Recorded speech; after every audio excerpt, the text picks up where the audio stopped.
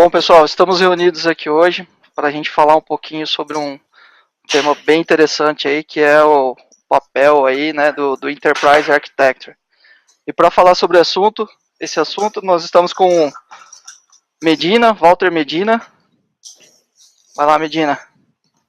Boa noite, tudo bem? Eu sou dinossauro da área de arquitetura corporativa ou arquitetura empresarial. Comecei em 2005 nesse negócio, que é a empresa que inventou isso aí, né, que era na IDS, né? Então, esse sou eu. Bacana. A gente está aqui também com o Gilberto. Fala aí, Gilberto. Boa noite, pessoal. Sou Gilberto Ribeiro. Tenho atuado aí nos últimos anos bastante com a área de arquitetura empresarial, né? E atualmente sou responsável pela área de arquitetura de uma seguradora aqui no Brasil. Bacana. Estamos também com o Jorge Fabre. Fala aí, Fabre. Bem, boa noite, pessoal. Meu nome é Jorge Fabre, tenho aí já um pouquinho mais de 10 anos de experiência em arquitetura corporativa, arquitetura informacional, e nesse momento sou responsável por toda a parte de arquitetura do Banco Sicredi. Então estamos aí para compartilhar um pouco nossa experiência, um pouco nossa visão sobre esse assunto. Bacana. Eu acho que a gente poderia começar aqui falando sobre, pegando de cada um aí, o que é a arquitetura corporativa, né? Qual que é o papel dentro das empresas, né? Da arquitetura corporativa, na opinião de vocês aí. Okay. Você passa a palavra? Vai lá, menino, pode falar. Vamos fazer o seguinte, vamos começar com o Jorge, aí o Gilberto, depois eu falo por último. E você passa a palavra para a gente poder se orquestrar, tá bom? Vamos lá. Vai lá, bem, vamos lá. Esse assunto é bem interessante, né? Obviamente, né? Se a gente trabalha e a gente gosta do tema, é óbvio que a gente vai ter um interesse todo especial. Assim como ele é extremamente empolgante, ele é igualmente extremamente crítico, né? Dada a sua dificuldade do que é efetivamente implementar a arquitetura corporativa numa empresa, ou Enterprise Architecture, que é o nome oficialmente que ela vai colocando em inglês. Se você pegar diversas fontes, seja da definição do ISO, do TOGAF, do Gartner, seja lá do que for, do que seria a arquitetura corporativa, e fazer um grande resumo, ela tem por objetivo garantir a conectividade entre negócio com TI. E com isso garantir que todo o planejamento estratégico e todos os objetivos da empresa estejam sendo devidamente endereçados nas atividades do dia a dia, alinhando políticas, projetos e definições para que isso seja atingido. Tá? O que é interessante de você ver dessa história de arquitetura corporativa é que ela, por si só, ela surgiu por uma necessidade até de TI. Né? Se você pegar as grandes definições dos frameworks, eles aconteceram por grupos de tecnologia que estavam sentindo a necessidade de ter uma proximidade com a área de negócio.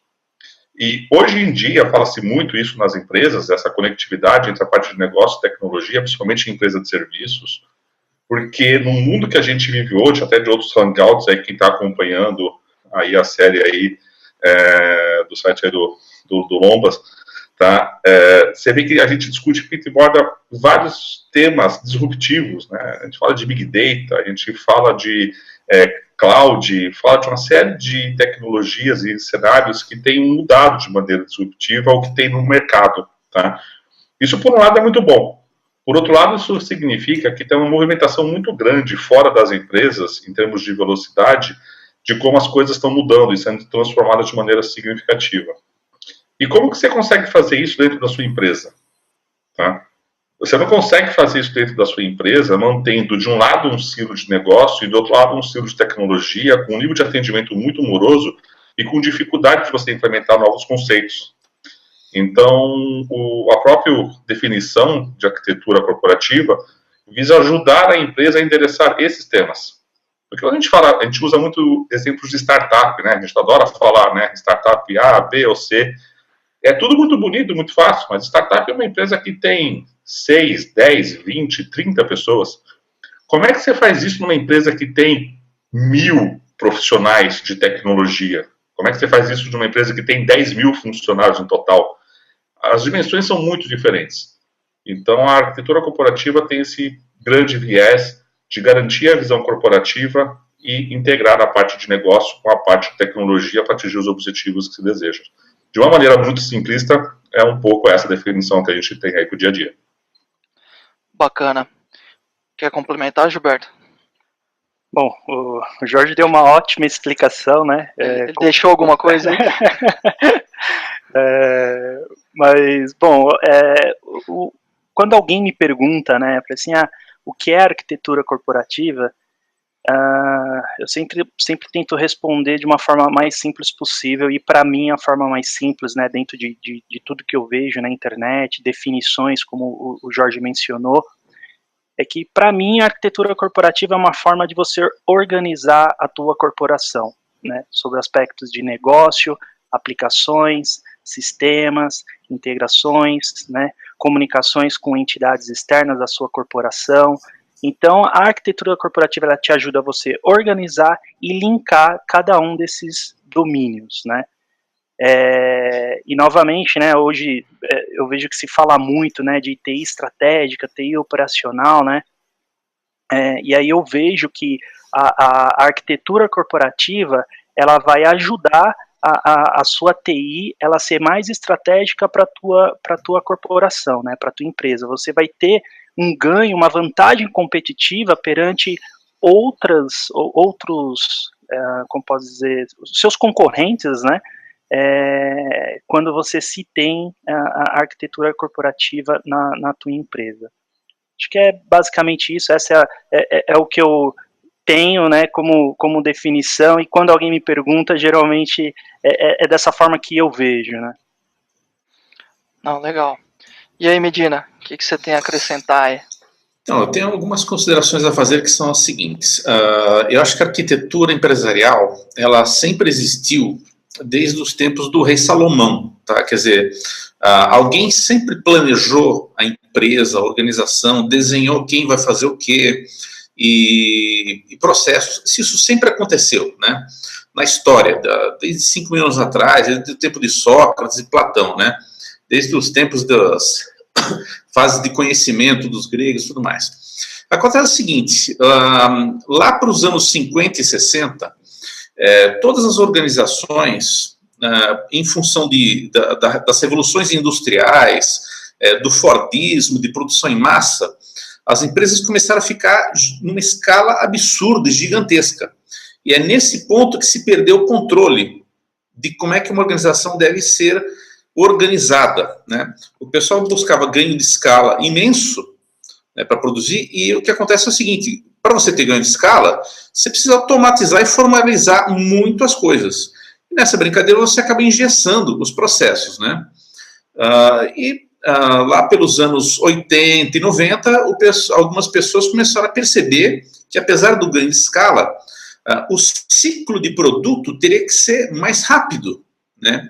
E essas estruturas imensas estavam atrapalhando o ciclo de criação de produto. Ou seja, você tem que ter um balanço entre a tua criação e a tua produção. O que você quer mais? Você quer lançar produto muito rápido? A tua produção, ela peca um pouco. Agora, se você quiser um produto muito barato, com escala, você não pode ser muito flexível nesse lado, né? E para você harmonizar essas duas coisas, é que se começou a estudar organização. Então, lá para a década de 80, 90, surgiu reengenharia, e como consequência disso, você tem a arquitetura empresarial nascendo, primeiramente na maior organização do mundo, que é o mercado militar americano, né? Foram os caras que realmente começaram a querer controlar o que se faz nos sistemas pós-Guerra Fria e tudo mais, né? Uma complexidade muito alta. E depois de uns 10 anos que as coisas acontecem no mercado militar, as coisas descem para a área civil. E aí a gente vê, ano 2000, né, a gente começa a herdar essa tecnologia toda, e a gente visa obter um balanço entre agilidade e o ganho de escala nas organizações. Como? Documentando bem as coisas. Quer dizer, alguém tem que ser o cara que centraliza todas as informações da empresa e conhece todos os vínculos de todos os elementos. E esse cara é um Enterprise Architect. Além dele concentrar todas essas coisas e os vínculos entre os diversos elementos da empresa e saber o que impacta em que quando você mexe em algum tijolo daquela pirâmide, alguns tijolos são estruturais e não podem ser mexidos, e outros são tijolos que não são estruturais e você pode mexer. Ele tem que ter esse discernimento, né? Além disso, esse cara tem que saber como é que ele evolui a pirâmide, como é que ele faz novos quartos nessa pirâmide. Então, esse cara tem essas duas responsabilidades hoje. Primeiro, de servir como repositório central de todas as grandes chunks de informação que existem na empresa, que a gente chama de taxonomias. Por outro lado, esse cara tem que olhar essa empresa, né, e falar assim, olha, daqui a 5 anos, o que nós vamos estar fazendo? Tá? Então, ele tem que desenhar uma empresa ideal.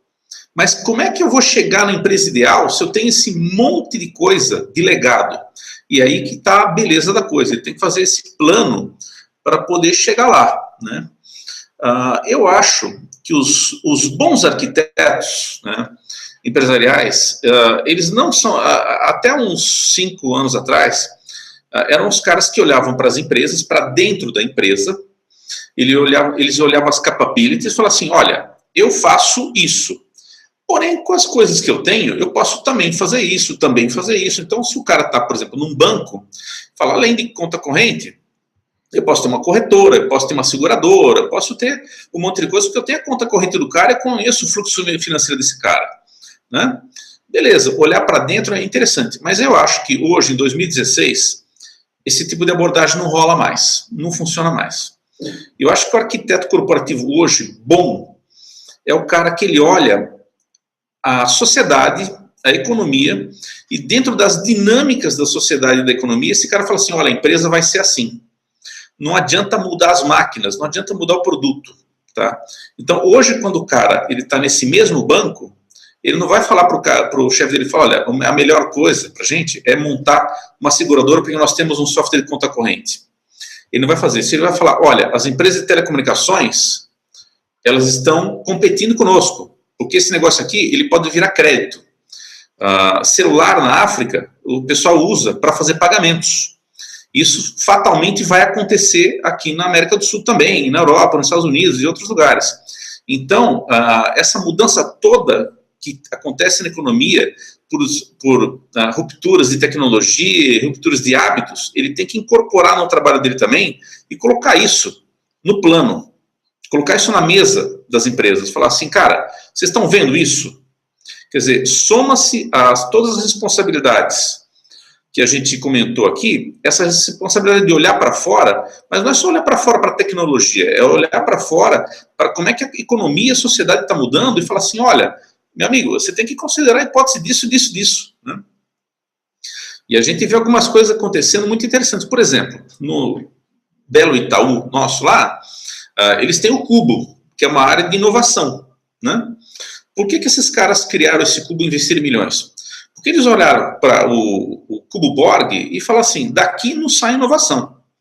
E nós vamos ter gente de outras áreas nos atacando, que podem ficar grandes, né? Então eles resolveram criar esse cubo para pegar esse negócio e incorporar. Se eu fosse arquiteto do Itaú hoje, o que eu ia fazer? Eu ia criar algum processo para pegar as coisas que estão fora do mercado e internar no Itaú. Criar esse processo para colocar as coisas lá dentro e também quando entrasse alguma startup no meu ambiente, eu falar, negão, você tem que seguir esses processos aqui para ficar fácil de eu absorver você ou para a gente poder orquestrar as operações em conjunto, entendeu? Então, eu acho que o papel do arquiteto, somando a tudo que foi falado aqui, hoje em dia, em 2016, é esse também. Olhar para fora, olhar as coisas que estão acontecendo no país e no mundo e incorporar isso nos modelos. E não é muito fácil. Por quê? Você pega os grandes frameworks, por exemplo, o BIAN de bancos ou o Framework X de telecomunicações ou a RTS de retail, de varejo, eles não têm isso. Eles não olham para os processos que estão fora da empresa. Eles só olham para os processos que estão dentro das empresas, né? Então vai ter que surgir uma nova geração desse negócio aí para incorporar tudo isso, entendeu? A gente está numa época muito interessante desse negócio, uma época, inclusive, de fazer a arquitetura sobre a própria arquitetura empresarial, eu acho. Bacana, acho que é bem legal o que você falou aí de olhar para fora, né? Realmente, às vezes a gente olha muito para dentro e tem toda essa questão de mercado aí para conseguir evoluir. Mas vocês comentaram aí, que nem o Jorge colocou da startup, na visão de vocês, assim, qual que é o tamanho ideal de uma empresa para se estruturar uma área de de arquitetura corporativa. E em que momento essa arquitetura corporativa ela agrega valor, né? Ela consegue entregar valor para as empresas? Eu acho, Leandro, que assim, a arquitetura corporativa ela existe independentemente do tamanho da empresa. A diferença é a forma como que ela se constitui, né? Quando você está numa startup, o exemplo que a gente falou, que é uma empresa pequena, não significa que não tem uma arquitetura, não significa que não tem uma visão de tecnologia, uma visão de negócio, uma visão externa, uma visão disruptiva, uma visão de inovadora. Essas visões existem. Isso é arquitetura. Só que como ela é feita de um grupo muito pequeno de pessoas, um grupo menor de pessoas, e normalmente são os diretores, os responsáveis pela própria criação, de repente, de uma startup, ela é de fácil controle, porque ela está toda integrada, está toda junto. Isso é diferente quando você tem uma empresa, quando ela vai assumindo um tamanho, um compromisso maior. Quando você acaba tendo um cenário desse, você acaba tendo pessoas com funções muito específicas e acaba tendo que precisar ter uma área para poder implementar e olhar exclusivamente para isso. Não existe o número certo, tá? O número certo, acho que a criação de uma área exclusiva de arquitetura ela vai surgir quando a empresa sentir que ela não está conduzindo mais com a velocidade que desejava, como conduziu no começo da sua criação, as suas diretivas estratégicas como gostaria. Ou quando ela sente que o que em um momento ela é inovadora, enquanto ela está simplesmente criando uma coisa nova e tudo mais, ela passa a ficar um pouco para trás, porque ela tem todo um legado para tomar conta e não consegue fazer isso acontecer. Agora, em relação a criar valor, Leandro, tem uma coisa que eu acho que é bem interessante, tá? Isso até é uma coisa que estou vivenciando muito fortemente agora e que é extremamente interessante. O discurso pode parecer meio vago, meio óbvio, mas faz muita diferença. Agregar valor é quando você consegue ter uma entrega efetiva lá na ponta final para a sua área de negócio. Tá? Se você não conseguir fazer isso, se você não tiver o espaço e uma coisa que é importante, profissionais capacitados com as visões necessárias para fazer isso, tá? Você não atinge seu objetivo. Criar um repositório interno com todas as informações que você tem sobre a arquitetura é importante?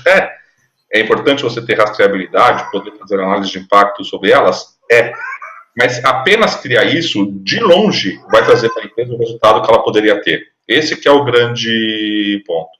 Então, sim, hoje em dia, pegando da forma como o Medina falou, né, em 2016, não tem mais espaço de você falar em arquitetura apenas como arquitetura de TI, como até então era aceitável em algumas situações. Tem que ser arquitetura corporativa, com integração extremamente forte com a área de negócio, mas não com aquele papel do arquiteto, que eu chamo de arquiteto super-homem, né? Então, às vezes até prepotente, que eu sou arquiteto, então se eu sou arquiteto da empresa, eu que vou definir o futuro da empresa. Não. Tá? Você tem uma área de negócio. Quem é responsável pelo negócio da empresa não é a arquitetura. Quem é responsável pelo negócio da empresa é a área de negócio. Parece meio óbvio, mas só que muitas vezes se confunde. Quando na área de arquitetura, o arquiteto quer definir pelo negócio o que ele tem que fazer no futuro. Tá?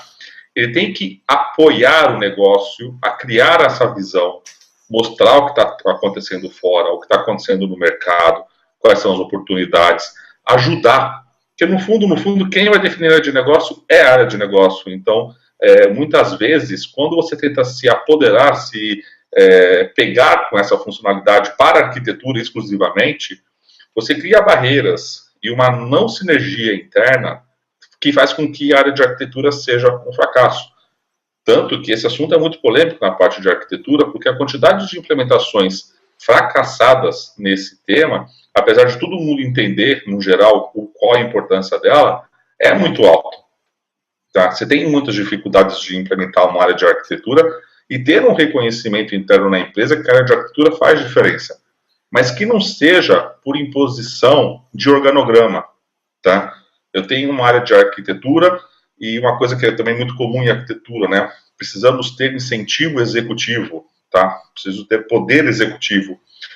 O poder executivo, por poder executivo, não vai resolver nada. Tá? O resultado que você implementa com a arquitetura é que vai te dar esse poder. Que no final das contas não precisa nem ser executivo. As áreas vão te demandar se você conseguir demonstrar isso. Pode parecer meio simples dizendo, mas é extremamente complexo implementar dessa forma. Tá? quando você simplesmente tem uma arquitetura bem posicionada no organograma, com vários arquitetos que acham que vão definir pelo negócio o que o negócio tem que fazer, porque são as únicas pessoas que têm a visão diferenciada na empresa, e que com isso tenta direcionar a empresa inteira, tanto na visão de negócio quanto de TI.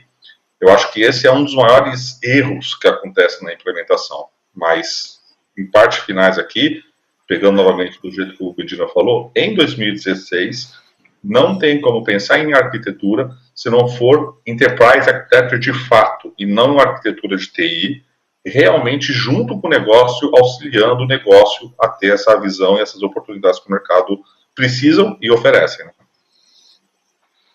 Legal. E aí, Gilberto?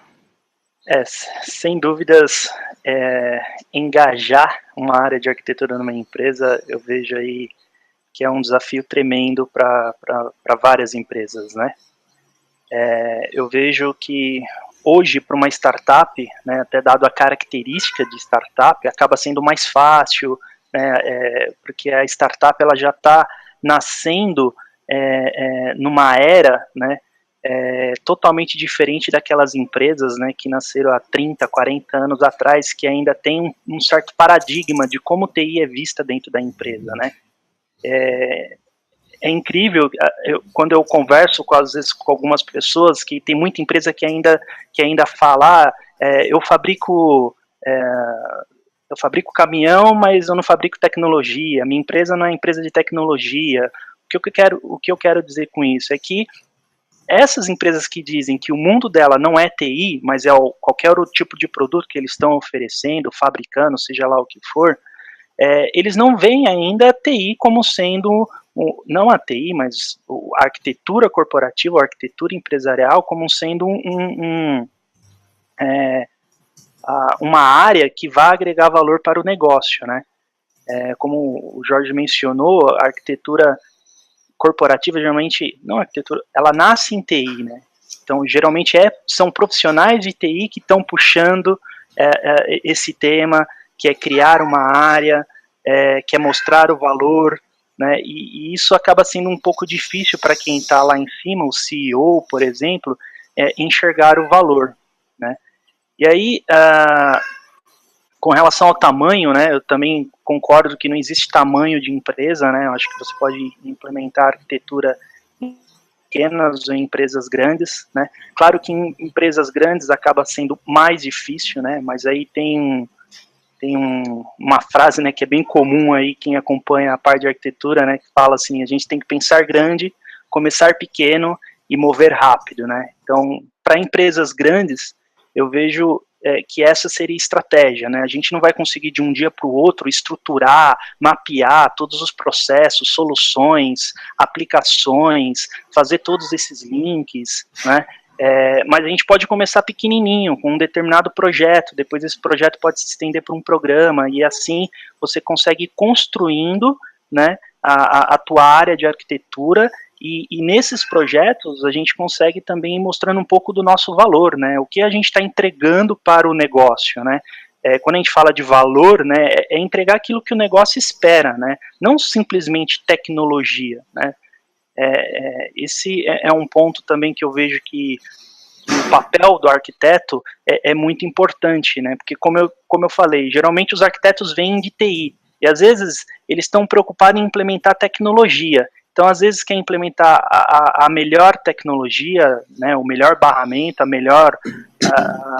que está aí no mercado, mas às vezes não é aquilo que o negócio está querendo, não está entregando valor, né, para o negócio, porque ele está pensando puramente na questão técnica, né, ao invés de entender um pouco a necessidade de negócio, o que aquele meu cliente quer. Ele quer aumentar vendas.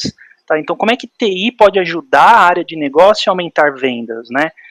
Implementar um CRM, o que nós temos no mercado disponível, ajudar a criar um business case que realmente vai entregar valor. Então, o papel do arquiteto é muito importante. Então, Gilberto, me permita fazer um gancho aí no que você está falando. Acho que a grande dificuldade de a gente demonstrar, e aqui no comentário, é o que significa agregar valor. Tá? Pelo que você mesmo falou, boa parte das áreas são formadas por tecnologias ou têm um percentual extremamente alto de profissionais vindos da área de tecnologia. Isso te resolve muito bem se o assunto for tecnologia, não se for negócio. Tá? Você tem que ter pessoas de negócio, você precisa estar próximo delas, e não pessoas simplesmente técnicas falando de negócio. Tá? Não que isso não possa acontecer, mas tem que ter uma distribuição. Eu acho que a melhor forma de entregar valor, e são coisas que eu estou vivenciando ultimamente, com resultados assim, extremamente positivos, depois de todo o árduo trabalho aí do que já foi trabalhar em arquitetura no geral durante vários anos, cara, você tem que pegar projetos, atividades, necessidades, e aí um jargão um pouco mais simples aqui, é você ir direto na jugular da empresa e você mostrar valor lá. Não é com um projetinho pequenininho, tá, onde você faz um desenho bonitinho, e por mais que ele esteja perfeito, que você vai dar essa mensagem de valor. Você tem que pegar aquilo que realmente faz diferença para a empresa. Conseguir entrar nessas atividades ou nessas discussões, e nesse cenário mostrar realmente que você contribuiu, que você conseguiu dar uma visão adicional ao pensamento executivo para que isso tenha o melhor resultado. Então, isso não é dizer que eu estou fazendo isso pela área de negócio e não é simplesmente em projetos pequenos. Porque você pode até mostrar valor em projetos pequenos, mas você mostrar valor em projetos pequenos para áreas pequenas, para coisas que têm impactos pequenos na empresa. Então, para a empresa ainda fica muito difícil de enxergar.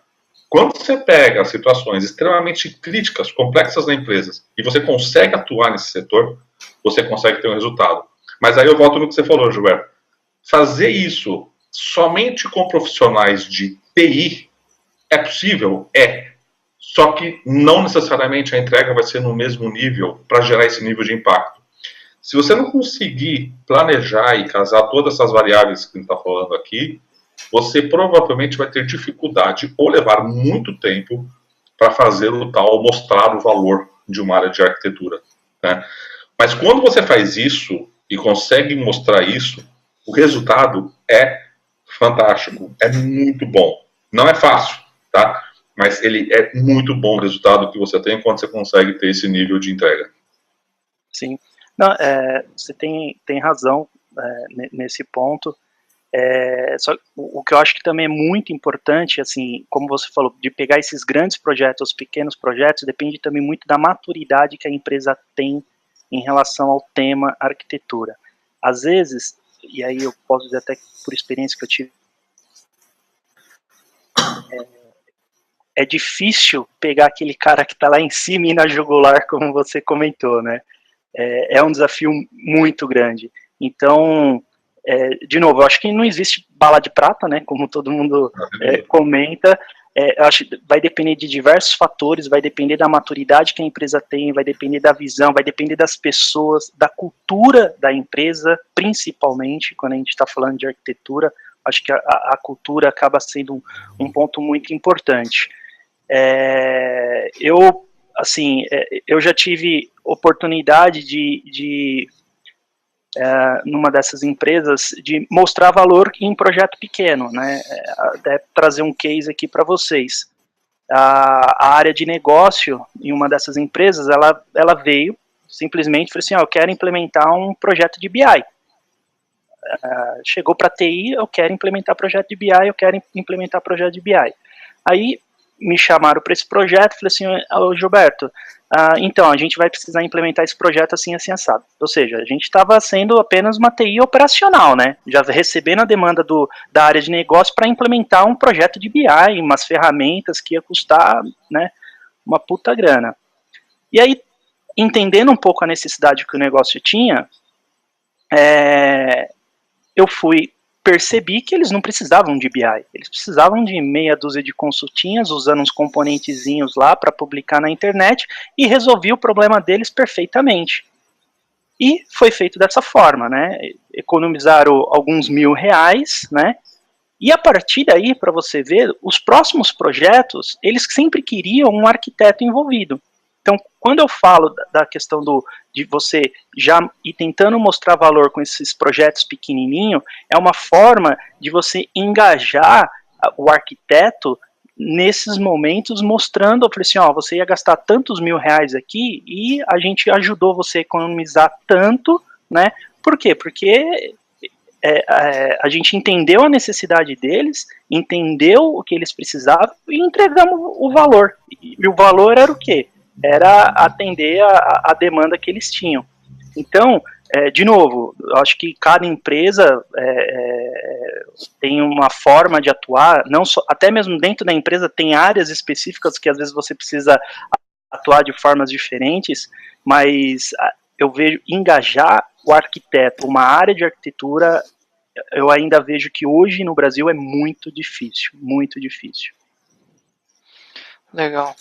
Eu queria só complementar com um ponto aí, quando eu falei do tamanho da empresa, né, que requer aí uma arquitetura corporativa, eu acho, só pegando um gancho no que vocês falaram aí das startups, né, é que, pelo menos assim, me parece, né, que essas empresas muitas vezes atingem o objetivo de uma área de arquitetura corporativa de forma indireta, né, pela aproximação dos times, né, muitas vezes a área de TI, ao contrário de grandes empresas, ela não entra como um centro de custo, ela é vista como um investimento, né? Então você aportar valor ali, reconhecer o trabalho, ele acaba sendo natural, né? Muitas vezes o negócio tá ali junto da TI, dentro da TI. Diferente de quando você tem uma empresa grande, que se cria um departamento, uma área de arquitetura corporativa, né? Até aquela área ser reconhecida como estratégica, né? Dentro de uma TI estratégica e não operacional, eu acho que se leva um grande tempo, né? Eu acho que essa é uma grande dificuldade que me parece que existe nas empresas, né? Concordo sim. Olá, Medina. Eu acho que você está certo, Leandro, mas acontece o seguinte, né, é que, na verdade, a atividade de arquitetura da startup existe, não existe o papel formalizado, tá? Mas mesmo o Zé da Silva, que tem um botequim que vende batata, ele sabe o que ele quer. Então, ele tem essa arquitetura definida na cabeça dele, como é que ele vai expandir o armazém, etc. E a diferença é o que a gente falou agora há pouco, é a formalização. Entendeu? Sim, sim. O cara não chegou numa escala que ele necessita de formalizar. Então ele vai tocando o barco com os marinheiros que ele tem. Na hora que esse cara tem um porta-aviões, ele afunda, se não tiver. E aí que tem um risco, tá? E muitas vezes nem reconhece isso como uma arquitetura corporativa, né? Nem sabe. Não, ele não sabe. É uma coisa completamente, assim, inconsciente do cara, né? Empresa que tem dono, o dono é o arquiteto corporativo. Empresa que não tem o dono, é uma SA, mas o cara ainda tem algum controle, normalmente quem faz essa função é o CFO, é o cara do dinheiro, porque é ele que determina onde é que vão ser feitos os investimentos. Então, até 10 anos atrás, era o CFO que era o cara que decidia onde é que era a expansão da empresa, entendeu? Ele era o cara que mandava nesse negócio, né? Até que TI começou a receber tanta informação e ser uma coisa tão permeável em todas as empresas, ninguém consegue fazer nada sem TI. Que esse negócio caiu no colo de TI, porque TI é onde o cara liga e fala, como é que eu faço um cálculo de valor presente no empréstimo do cara? A hora no negócio não sabe. Os caras têm a cara de pau de ligar para TI para perguntar isso, entendeu? Então, é por isso que caiu no nosso colo. Mas eu tenho algumas considerações para fazer, eu estou ouvindo vocês aqui, eu estou fazendo algumas anotações, né? Então, a primeira dela foi essa da formalização, né? A diferença em que é bem sucedido e que não é a formalidade da arquitetura. Todas as empresas têm arquitetura, porém alguns não estão com isso formalizado lá dentro, e algumas estão. E isso depende do tamanho. Tamanho pequeno não formaliza nada. Tamanho grande, o cara tem que formalizar esses processos aí, senão o cara afunda esse porta-aviões aí, né? O que me preocupa às vezes no Brasil é o seguinte, então, como eu trabalho pelo Gerson Lehman Group, e esse negócio eu trabalho para qualquer empresa de qualquer lugar do mundo, eu sinto uma diferença gritante entre Brasil e outros países, tá?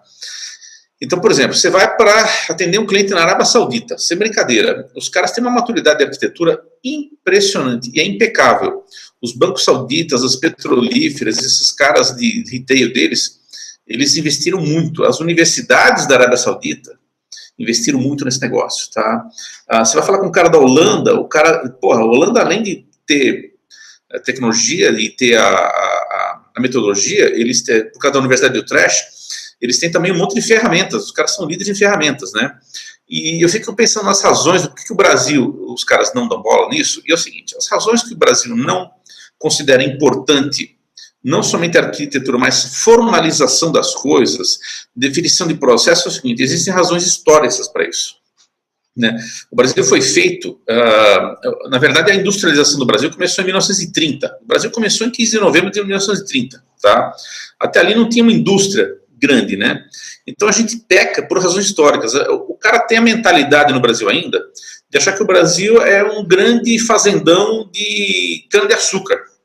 Essa é a mentalidade gerencial que roda por aí, entendeu? Então isso complica um pouco qualquer formalização que você queira fazer. E não é só a arquitetura corporativa que apanha.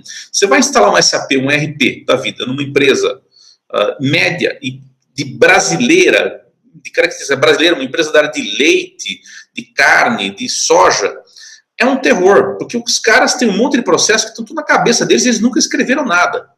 Se você vai implementar isso numa empresa muito menor, às vezes, ou às vezes até 10, 20 vezes o tamanho da empresa deles, mas os caras vêm de fora, eles já têm a mentalidade de começar organizado e sempre documentar. Por exemplo, nosso amigo Gilberto estava falando de empresas do setor automotivo.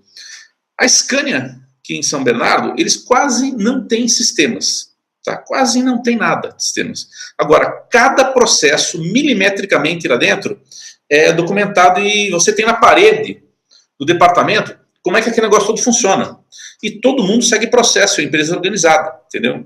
Então, existem essas dinâmicas de processo. Ele estava também, o Gilberto, falando da parte de cultura. A identidade e a cultura são problemáticas, né? Que você tem que ter... você tem que ver se o ambiente, né, o teu zeitgeist todo, está propenso a absorver esse negócio. Se a mente das pessoas está preparada para isso. O Brasil tem outro complicador ainda em cima de tudo isso, que assim, além de ter pouca maturidade empresarial, ele tem o seguinte, uma mentalidade voltada para curto prazo. E a arquitetura não dá muito resultado em curto prazo, dá o resultado mais para médio prazo e longo prazo. Né? E aí o cara tem aquela mentalidade explosiva de... Você está me ouvindo? Sim, manda ver. Tá. O Brasil tem aquela mentalidade explosiva de tempos de inflação. Quer dizer, o cara, a gente pode ver agora, esse ano mesmo, a gente teve uma insurgência econômica complicada e as empresas deram uma parada em projeto e estão começando agora. E agora estão começando feito loucos. Eles estão, assim, 6 meses, 8 meses não produziram nada, agora em 4 meses tem que produzir tudo que deviam ter feito no meio do ano passado, né?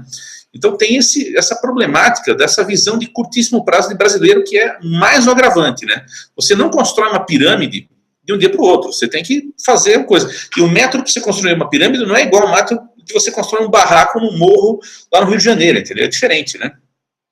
Sobre o valor da arquitetura, veja só, fazendo uma comparação com a arquitetura civil, a casa tem fundações, não tem fundações? Fundação é aquilo que deixa a casa em pé. Qual o valor da fundação? Alguém percebe o valor da fundação? Ninguém percebe o valor da fundação, mas vai lá e tira. Então é o seguinte, uma coisa é agregar valor ao negócio. Outra coisa é demonstrar o valor que você agregou. Agregar valor, a arquitetura sempre agrega. É só você começar a trabalhar sem ela e, de uma forma decente, criar um modelo para você ver o custo de viver sem ela, então você vai perceber que agrega bastante valor. Agora, eu acho que o que acontece na maioria dos casos é que as empresas não têm como, elas não sabem valorizar, elas não têm essa cultura financeira de tempo a dinheiro e calcular perda. O empresário brasileiro também não gosta muito de mexer naquelas contas que vai expor ele e mostrar que ele está perdendo coisa, entendeu? Então, eu acho que a arquitetura agrega bastante valor e a dificuldade, o desafio não é agregar, mas assim é mostrar que fez, entendeu? Né? Hoje, veja só, fazer projeto não é uma questão de arquitetura corporativa, mas uma questão de arquitetura de sistemas. Isso sempre foi feito nas empresas, né? Projeto é análise de sistema, não é arquitetura de sistema, né? O cara já vem fazendo isso desde o tempo do mainframe. Meu pai trabalhava na Mercedes-Benz lá, tinha o Copix, etc. Em 64 os caras faziam isso, né? Uma boa coisa para você colocar no colo da arquitetura, se você tem um departamento, se você tem uma meia dúzia de manés lá que estão preocupados com isso na empresa, é o seguinte, você tem que chegar nos caras e falar assim, negado, é o seguinte, eu quero crescer para esse mapa aqui, e vocês têm que remover barreiras. Então, uma das funções legais para você colocar lá, né, esse cara, o arquiteto, ele trabalhar com uma missão. Igual, do mesmo jeito que a empresa tem a missão dela, o país tem a missão dele, o arquiteto tem uma missão também. E aí você bota na missão do cara o seguinte: descubra quais são as barreiras para o crescimento e derrube as barreiras. Aí você fala, putz, legal, aí realmente a arquitetura fica demonstrável, né, e agrega valor. Além de agregar valor, o cara mostra a coisa. As duas coisas acontecem ao mesmo tempo, entendeu? Então isso que eu acho que é uma coisa interessante para se colocar no colo dos bons arquitetos hoje em dia, entendeu? Então, aí deixa eu pegar também um gancho aí, Medina, até do que você falou sobre um pouco do que seria arquitetura um pouco no mundo, né? Eu não sei, eu compartilhei uma tela aqui, eu não sei se aparece, tá? O Leandro me fala se aparece. Tô com ela tô com ela em plano aqui, ó. Tá, uma coisa que é interessante, o que a gente faz quando a gente quer, de repente, evoluir a arquitetura? A gente resolve, né, e busca informação em todos os lugares externos possíveis, e principalmente no mercado externo, né, mercado americano ou alguma coisa do gênero, considerando que o que é feito nos outros lugares tem que ser exatamente o que a gente tem que fazer aqui. Aí um item que o Medina falou que é extremamente interessante, quando ele aborda a questão do país, a questão de como que é a cultura do Brasil, remete uma coisa que é curiosa, tá? Que é a seguinte, essa telinha aqui que eu estou compartilhando é de um trabalho que foi feito no ano passado, na apresentação do Open Group, tá? Esquece os números, a questão de ser salário de um arquiteto enterprise, tá? Isso aí seria uma referência de valores de arquiteto enterprise em alguns países, tá? Nesse caso aqui, obviamente, na África do Sul. São rands, depois tem um R.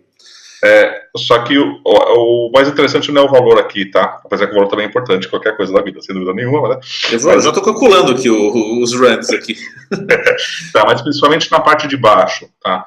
O que significa? Isso daqui é feito do site, chama-se PayScale, que é o que faz alguns monitoramentos de salários e atuações de determinadas profissões no mundo inteiro.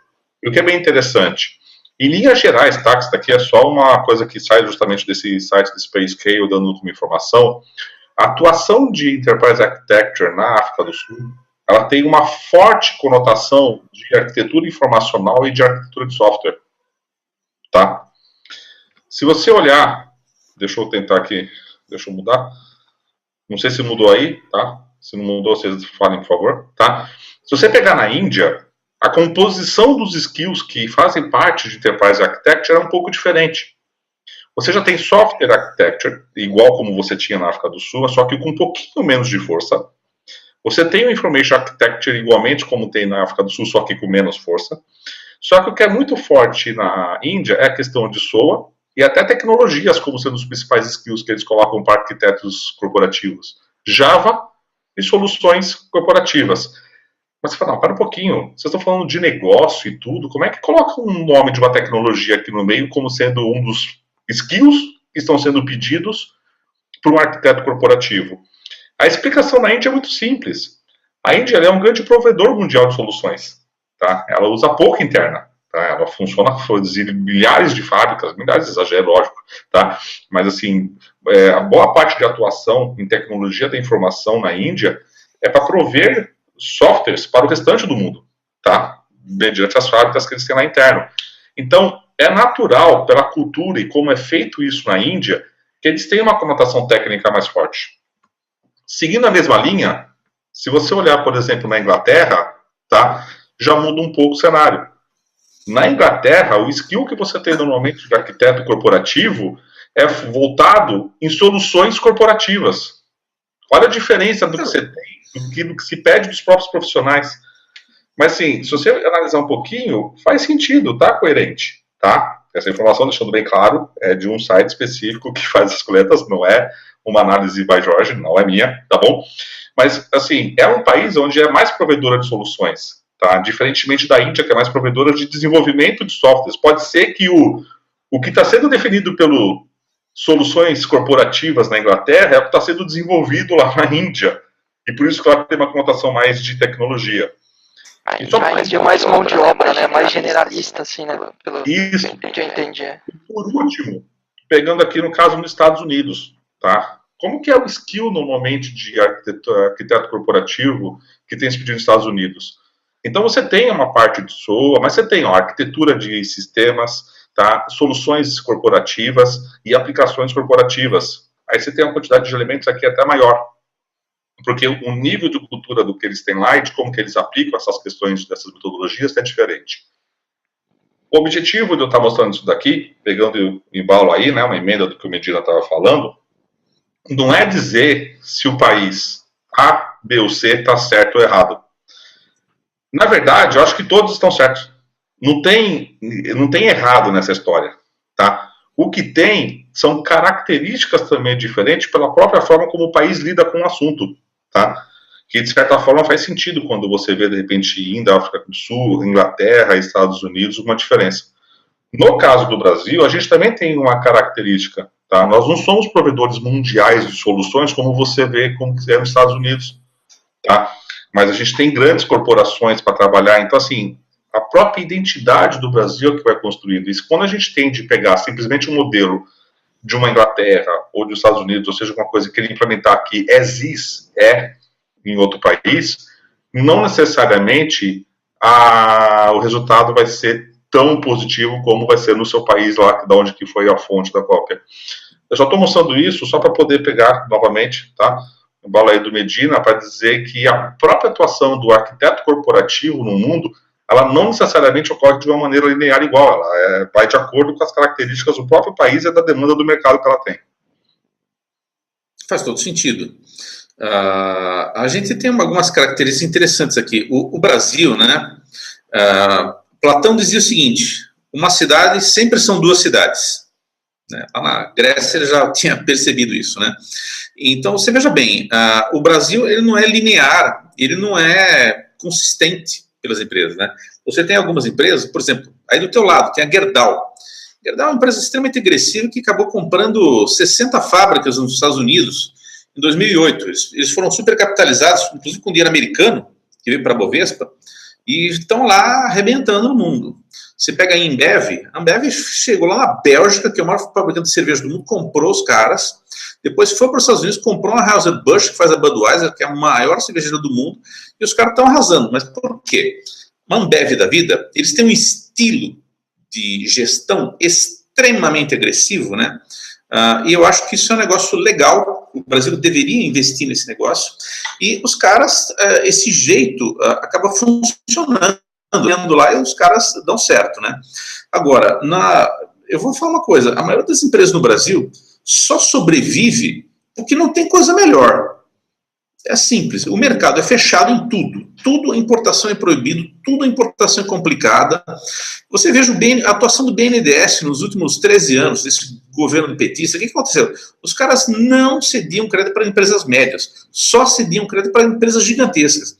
E aí os caras pegam duas empresas gigantes, por exemplo, que é o caso do uma Oi, que é Telemar, e mais a Brasil Telecom, e os caras obrigam essas duas empresas a se juntar, que nesse monstrengo que é a Oi, que não se paga, está devendo tudo hoje, e olha o resultado. O que acontece?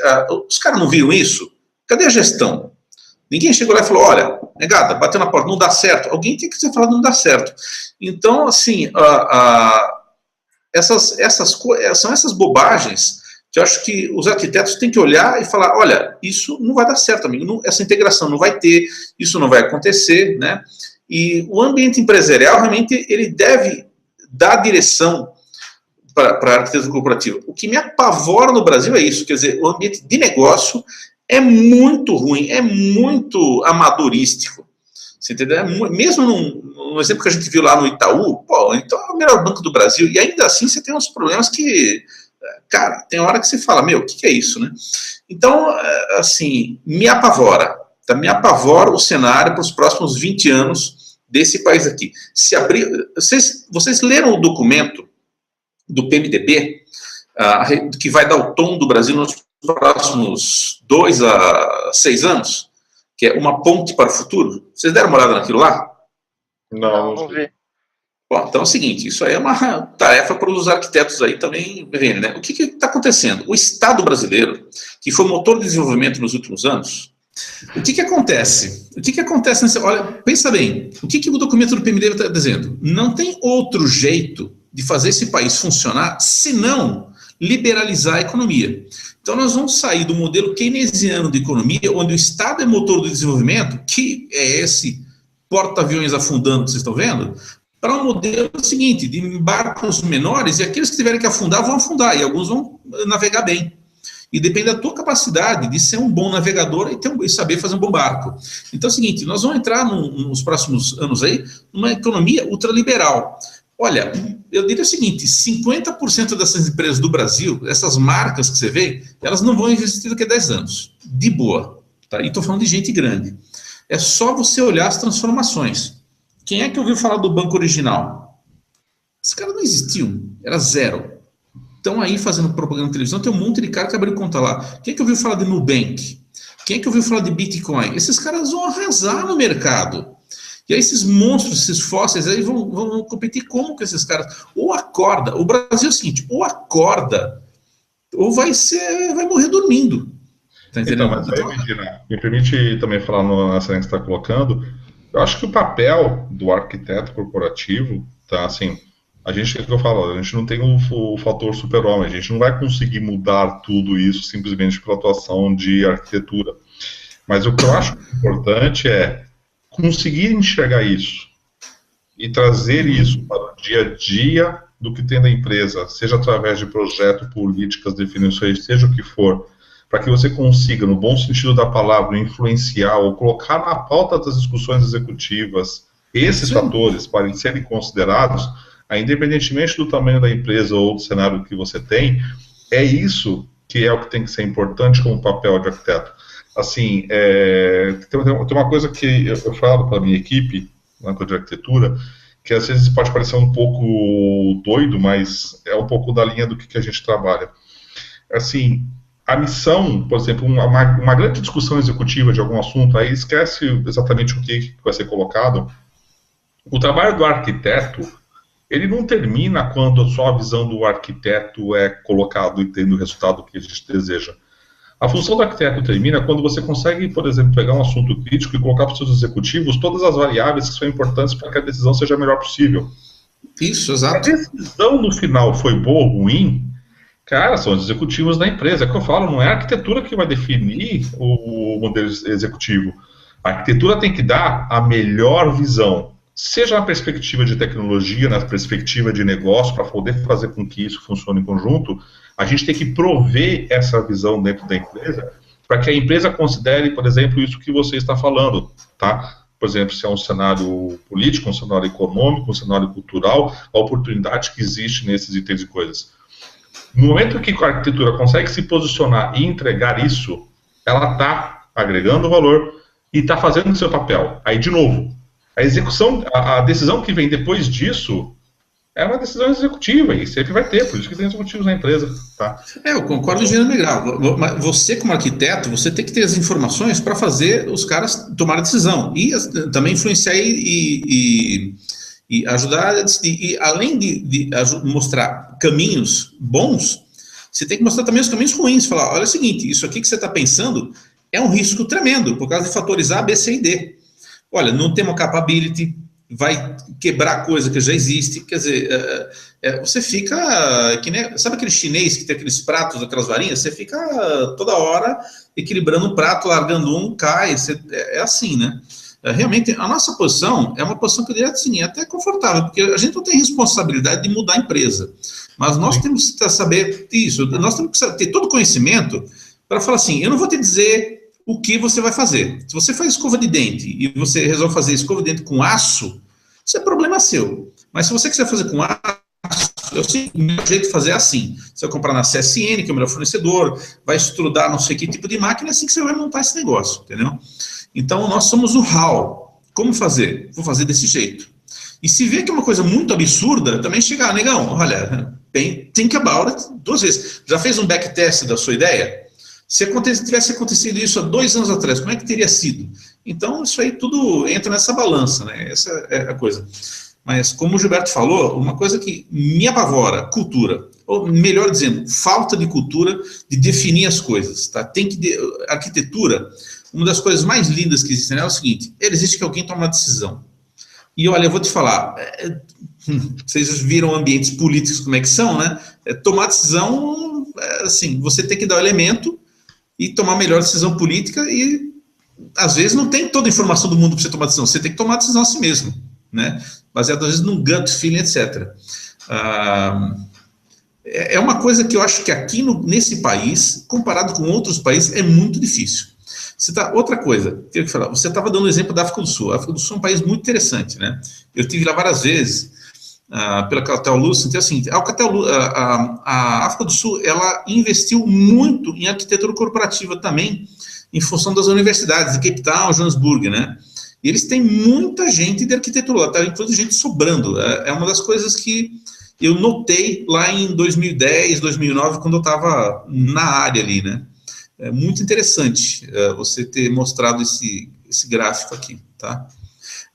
Eu acho que o payback desse negócio deve estar acontecendo hoje com as empresas lá. Por exemplo, não sei se você conhece aí no Rio Grande do Sul a Marco Polo. Eu acho que os caras vão ter boas experiências na África do Sul que vão trazer para o Brasil. Eles têm fábrica aqui e fábrica lá, né? Eu acho que dá para, inclusive, aprender com o pessoal lá, né? Ok? Bacana. Ô Medina. Diga. Vai lá.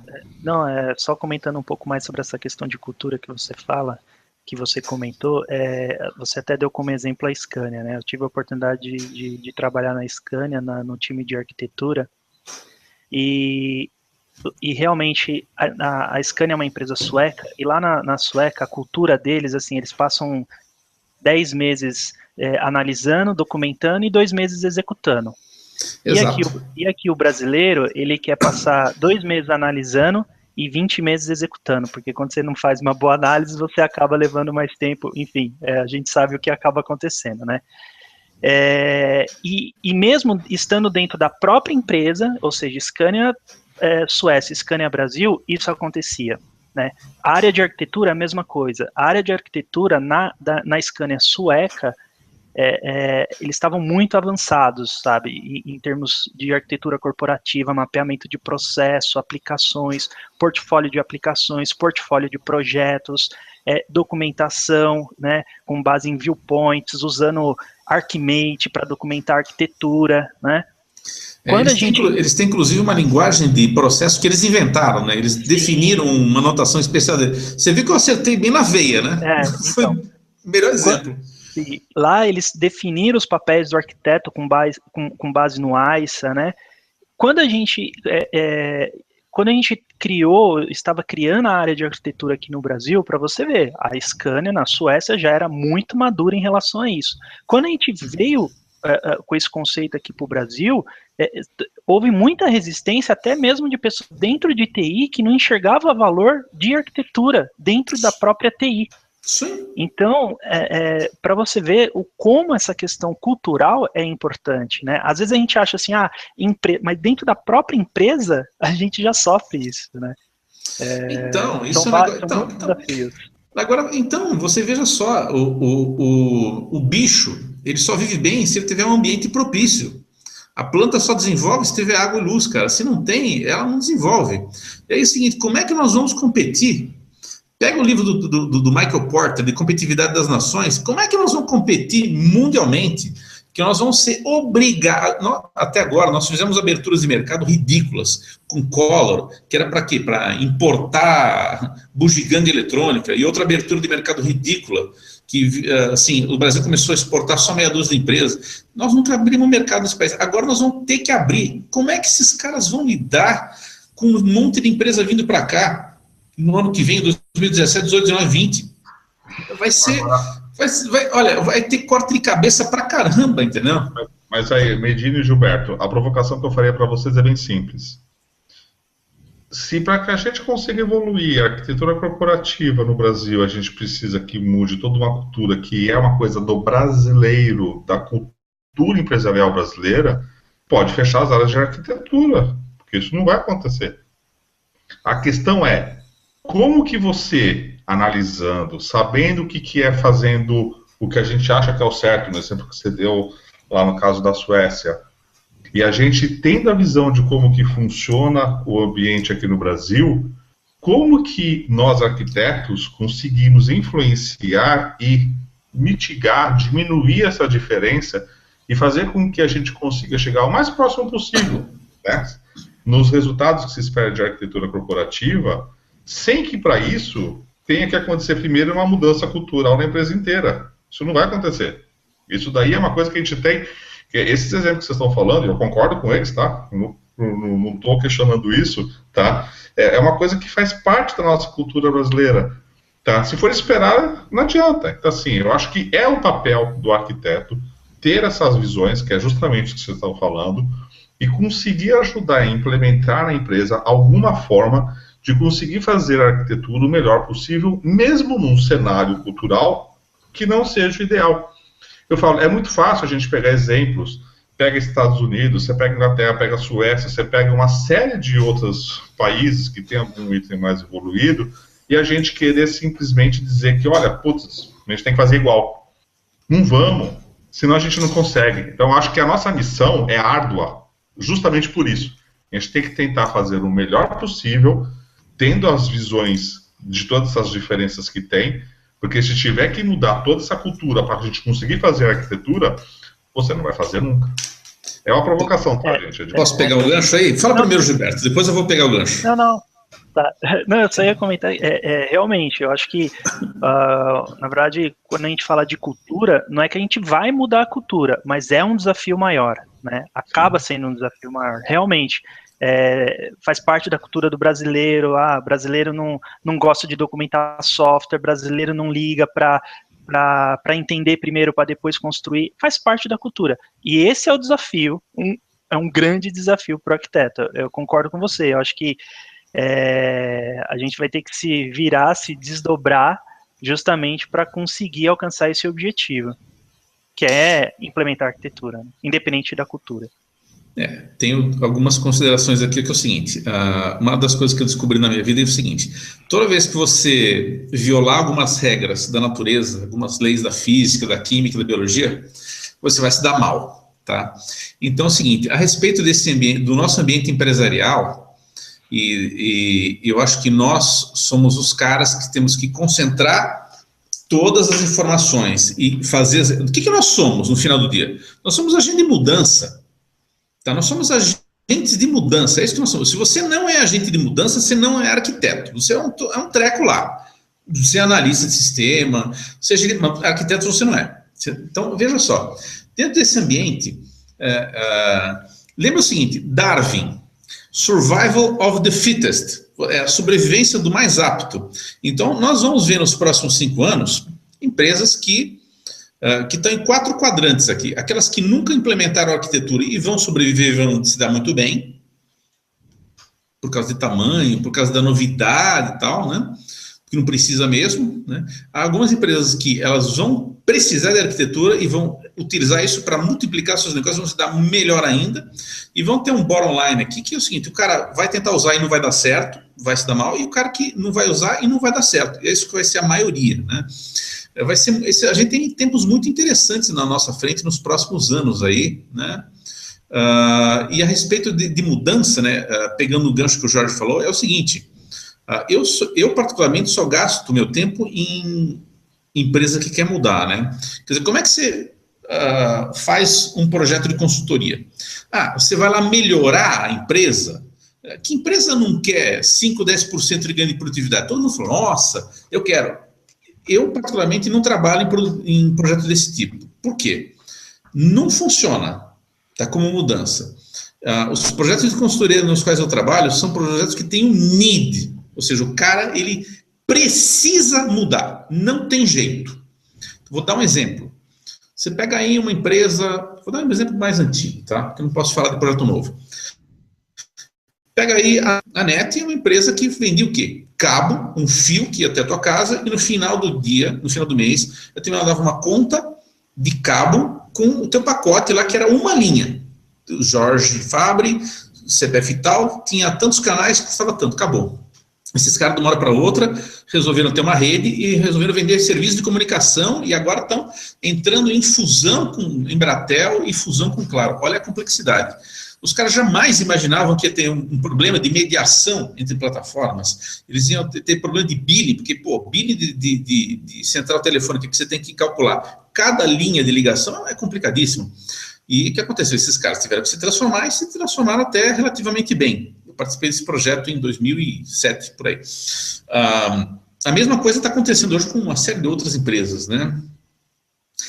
A empresa que tem um projeto de arquitetura bom é uma empresa que tem um need, ela precisa. A NET não tinha alternativa, ela tinha que fazer isso, porque ela ia ser obrigada pelo marco regulatório, por uma série de coisas, a fornecer esse tipo de serviço.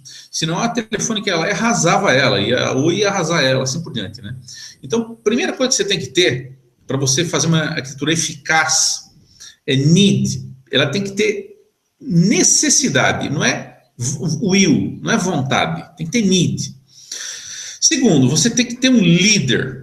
Você tem que ter um cara que ele realmente tenha muita força dentro da empresa e falar assim, isso vai acontecer e ponto. Porque mudança, de boa, ninguém quer. Você entra numa empresa desde o guarda da recepção até o cara que cuida lá da fazendinha da empresa, ninguém quer mudar nada. O cara quer chegar no mesmo dia, fazer a rotina, ir embora, não quer ter exceção de saco. Então, se você depender da empresa querer mudar, o Zé, não vai acontecer nunca, esquece. Tá? Quando o cara começa a ter essas iniciativas, o resto do ambiente parece que vai todo contra o cara e mata essas iniciativas. Os bons profissionais reclamam muito disso. Então você precisa ter um executivo com muita força, muita potência, meter a mão na mesa e falar assim, vai acontecer uma mudança. E esse cara tem que ter poder para fazer isso. Então, 2 elementos. Primeiro, o need. O segundo, o líder. Tem que ter um líder de mudança. E a arquitetura tem que capitalizar em cima desses 2 elementos para ser bastante eficaz. Terceiro, tem que ter um driver goal. O que é o driver goal? Bom, onde vamos estar daqui a 5 anos? Ou daqui a 4? Ou daqui a 3? Qual é o teu lifespan? Você vai preparar a empresa para quê? Você vai vender produto ou você vai vender a tua empresa daqui a 3, 4 anos? Né? Como é que nós vamos fazer? E aí você amarrando essas coisas, você tem bastante força para fazer as mudanças necessárias que você precisa, entendeu? Agora, achar que você vai dar tapinha nas costas dos caras, os caras vão achar você um cara bacana, olha, desculpa, isso não vai acontecer. O brasileiro odeia mudança, é contracultural nosso, tá entendendo? É assim, eu costumava dizer, desde o tempo que eu trabalhei lá com o Sérgio Lozinski, na Price, putz, eu tenho vergonha de dizer, mas foi acho que uns 25 anos atrás por aí, que o Sérgio dizia o seguinte, o cara bom era o cara que quando chegava qualquer software, ele abria com um brilho no olho aquele negócio, né? Esse cara é raro, né? É muito difícil achar esse cara. Bacana. Galera, só pra gente tentar cobrir um pouquinho mais os assuntos aí, eu queria ver com vocês assim, a gente tem alguns frameworks, né, para fazer a implementação de arquitetura corporativa e algumas ferramentas que pode apoiar as empresas na adoção da arquitetura. Vocês têm algumas ferramentas e frameworks para compartilhar aí conhecimento, aplicação, prática delas? Eu tenho. Vai lá, Medina. Eu andei trabalhando com um framework não, uma ferramenta recentemente. Ela pode funcionar on-premise ou em cloud. Ela chama LeanIX. É uma ferramenta de uma empresa alemã, ela é nova e a qualidade é sensacional. Tá? E eu fiz uma comparação outro dia para fazer uma proposta para um banco aqui em São Paulo, que foi assim, ela ganhou arrasando de todas as ferramentas, também até por questão de preço. Eu cotei sistema da Software AG, eu começava a conversar com os caras com 90 mil reais por ano. E o LeanIX acho que saía por 12 mil reais um ano, 900 reais por mês, né? Quer dizer, essa ferramenta LeanIX é muito interessante, eu gostei muito deles. São alemães, eles estão localizados em Bonn, que é a antiga capital da Alemanha. Em termos de ferramenta, olhando as que a gente já discutiu um pouquinho, enquanto até mesmo no Itaú, tá? Tirando o Mega e tudo mais, são ferramentas boas. Tem uma que tem uma solução muito interessante, que é a BizDesign. Tá? A BizDesign também está com algumas funcionalidades e um nível de implementações e até de custos extremamente agressivos, vamos chamar dessa forma, se você comparar com outros que tem um pouco no mercado. Mas uma coisa que é importante também quando fala de ferramenta e quando fala de framework, tá? Quando a gente fala de framework, aí a gente pode pegar da história desde quando foi o Zachman lá, que foi o primeiro framework nesse sentido, passar por todos lá, TEAF, FEAF, PEAF, que tem coisas proprietários, que a do Gartner da IBM tem zilhões deles. A gente sempre acaba depois voltando para o item que é do Open Group, no caso do TOGAF, tá? Que, sinceramente, pelo que tem no mercado, é o que tem a maior retorno. Por um motivo muito simples. Não vou nem cair nos detalhes se um framework trabalha um pouquinho melhor com o outro, porque tem um approach diferente. Deixar isso por um segundo linha, até por um segundo hangout, porque é um assunto extremamente interessante também para poder entender. Mas por uma questão de profissionais, tá? A grande dificuldade, até, por exemplo, quando o Gilberto estava falando, que as áreas são até formadas muito, né? Pessoas simplesmente de TI que migram para a área de arquitetura, é muito difícil você ter arquitetos. Você ter especialistas em tecnologia trabalhando em arquitetura tem um monte. Arquiteto mesmo é outra história, tá? E em termos de metodologia, em termos de uma referência, como referência em termos de framework, o Open Group do caso do TOGAF é o que você tem de mais próximo, mais conhecido no mercado. Isso faz uma diferença na hora de você ter alguma pessoa. Agora, uma coisa que é importante. Então, deixa eu ver, quero montar uma área de arquitetura, eu escolho um framework, ponho uma ferramenta, resolvido. Longe disso, longe, mas absurdamente longe disso, tá? São coisas que tem que te ajudar no processo e apenas quando você está a um certo nível de maturidade. Então, por exemplo, estou começando a prática de arquitetura corporativa dentro da empresa, uma empresa de um tamanho considerável. A primeira coisa que eu quero fazer é escolher uma ferramenta. Quando você faz isso, você não sabe nem qual que é o teu propósito que você vai implementar a arquitetura corporativa dentro da sua empresa. Só que você já está escolhendo uma ferramenta. Tá? Então, o que isso te remete? Provavelmente você vai gastar uma energia e um tempo extremamente precioso em volta da ferramenta ou em volta da metodologia por metodologia, e você vai deixar de fazer o que é mais importante, que é de posicionar como que você quer tratar a arquitetura corporativa. Isso que eu estou falando, assim, tem algumas biografias, depois a gente pode biografias para poder compartilhar com o pessoal que acompanha o seu Hangout, o Leandro, que colocam um pouco esse assunto. Então, assim, tanto ferramenta como framework são importantes. Pessoas que você tem na equipe para poder ter essa formação também são importantes. Isso é necessário, você precisa ter. Mas se isso for a sua única visão de estratégia para implementar a arquitetura corporativa, acredite, você não implementará a arquitetura corporativa se esses forem os itens principais que estão na sua lista. Eles têm que estar na sua lista, mas não como sendo como sua única abordagem de estratégia. Uhum. Legal. E aí, Gilberto? Eu vejo que para implementar arquitetura corporativa, né, eu costumo dizer que a gente tem o tripé, né, processos, ferramentas e pessoas, né.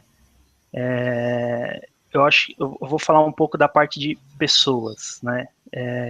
De novo, eu acho que o arquiteto ele tem que ter o perfil e sair um pouco do mundo técnico, né. Para isso, eu até sugiro o pessoal conhecer um pouco mais sobre o WISE, né? Então, o WISE ele tem aí, ele define aí o que é conhecido como Body of Knowledge dos arquitetos, né? Onde ele define alguns pilares e skills que todo arquiteto deve ter, né? Independente, arquiteto de infraestrutura, arquiteto de software, arquiteto de solução, arquiteto empresarial, que é aquela base de conhecimento que todo arquiteto precisa ter. Então, o WISE eu sugiro aí para quem quer saber um pouco mais do que se exige, né, de conhecimento, começar por aí, né. O TOGAF, obviamente, como já foi mencionado pelo Jorge, é o mais comum, né, pelas empresas. Ele é altamente adaptável para a realidade, seja por uma empresa pequena ou grande, né. Então esse framework aí, ele é um ótimo framework, né, para se iniciar.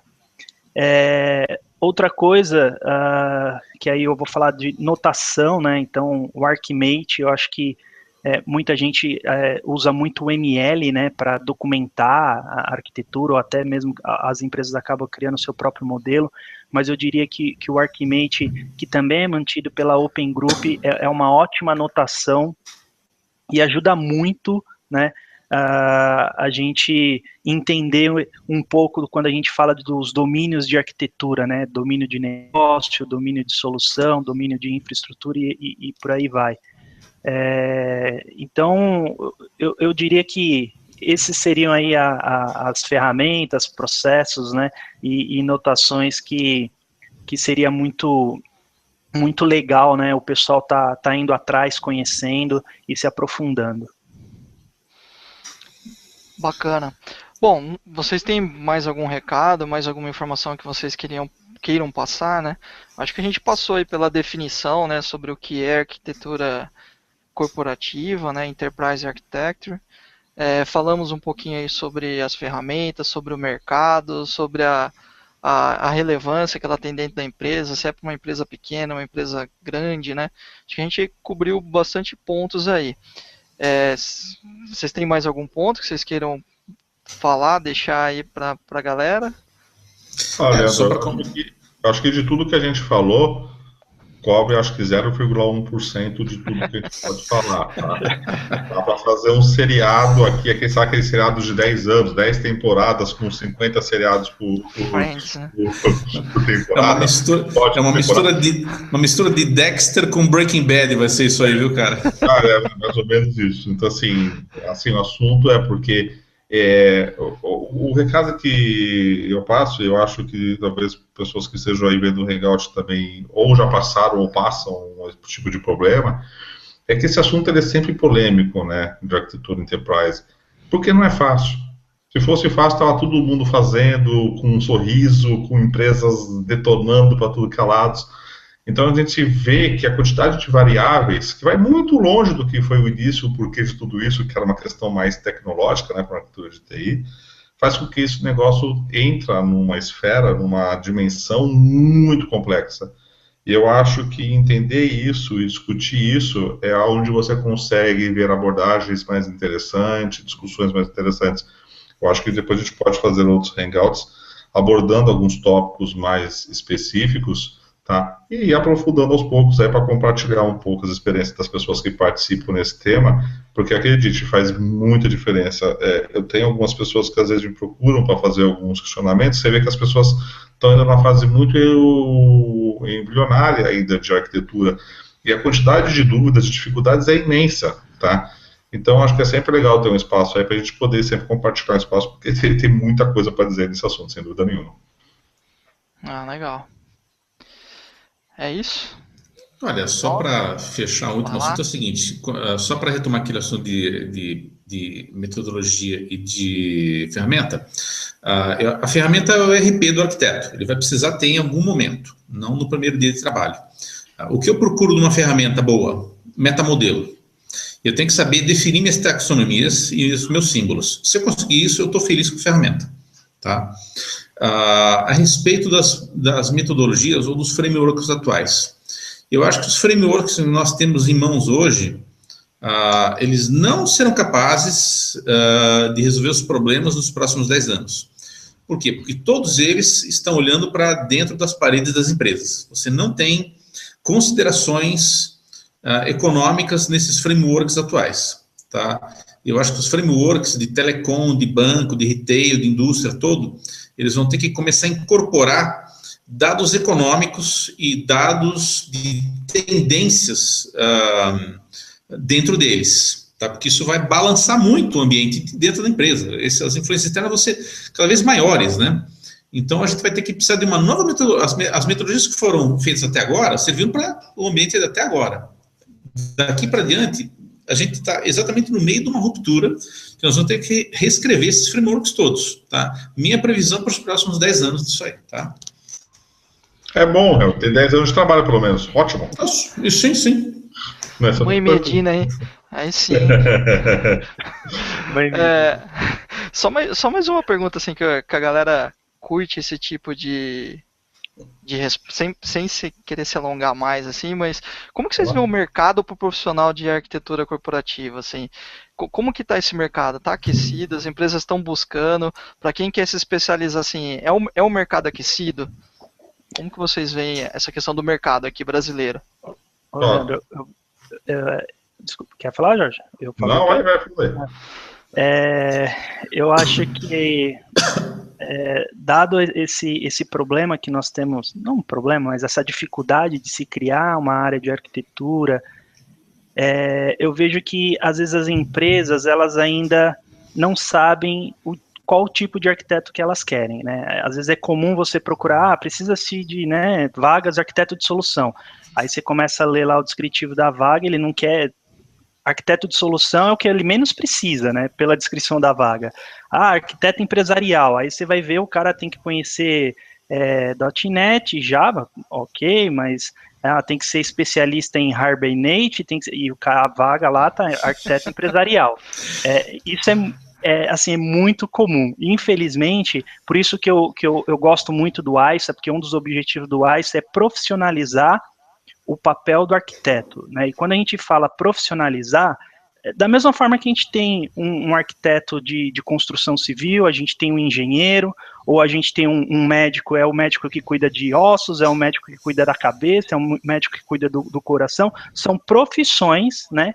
E cada uma dessas profissões você exige um certo nível de conhecimento, né? Hoje eu vejo um pouco bagunçado as empresas quando vai no mercado procurar arquitetos, né? Essa é a minha percepção. Você sabe por quê? Você mesmo respondeu a tua pergunta, porque olha só, o que acontece?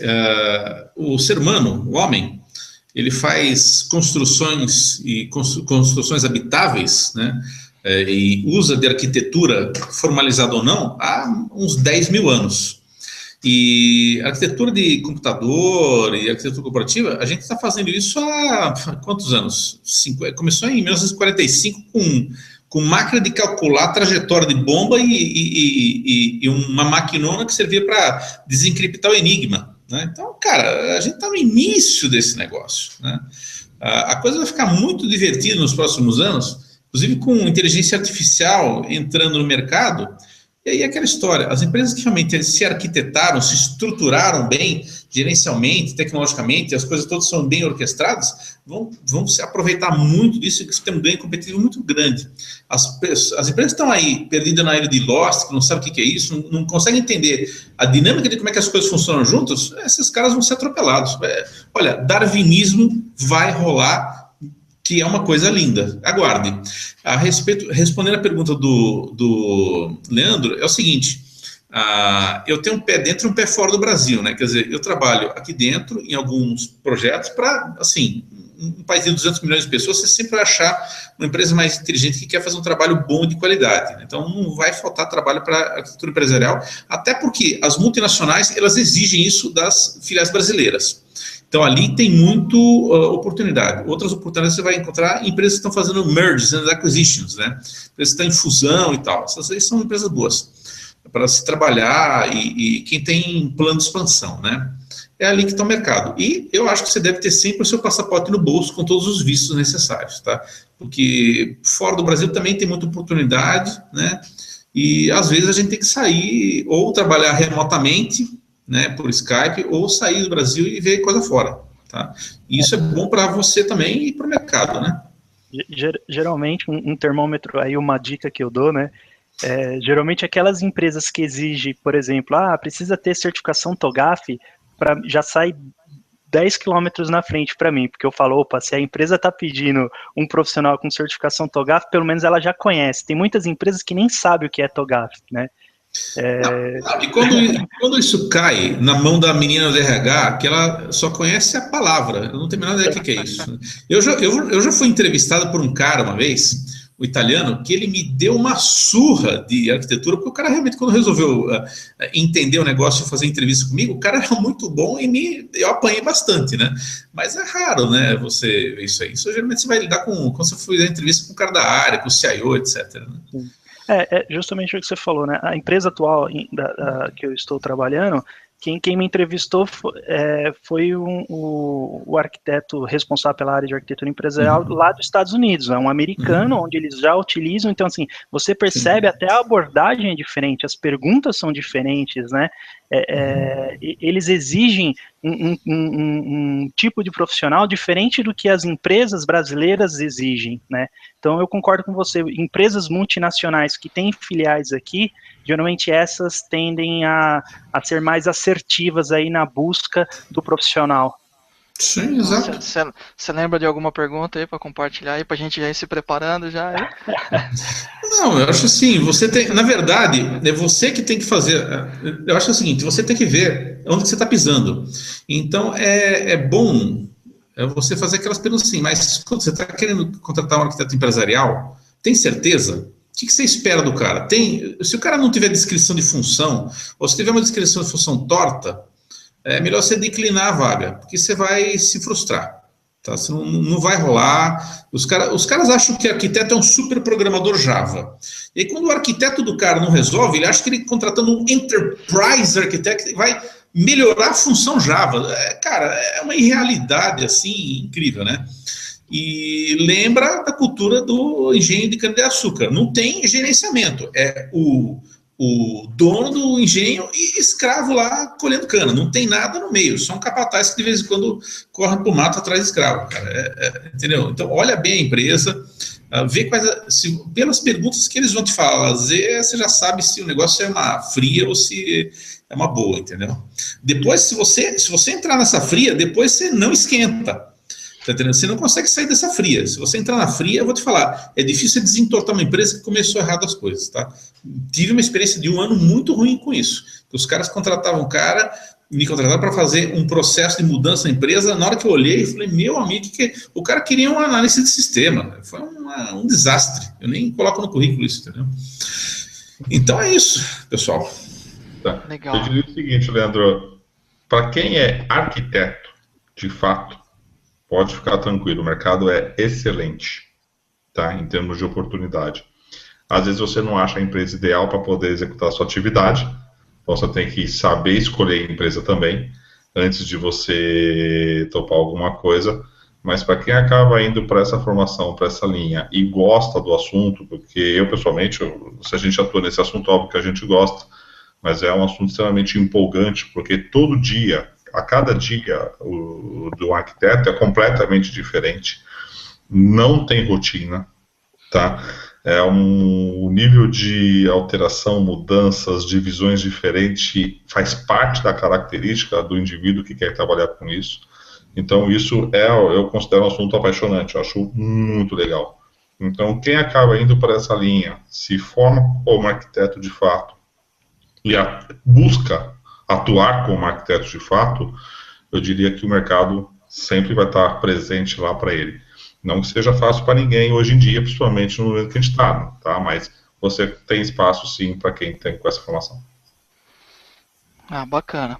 Bom, pessoal, eu acho que para a gente não se estender muito e não deixar o Hangout tão extenso, acho que a gente pode encerrar por aqui.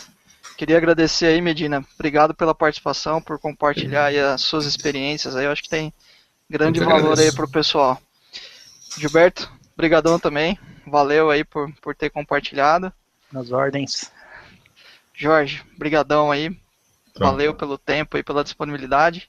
Tá, a chamada da semana, Hangout participando. Bacana, pessoal. Até uma próxima aí. Brigadão. É um prazer. Valeu. Até mais, tchau. Tchau, abraço para todo mundo.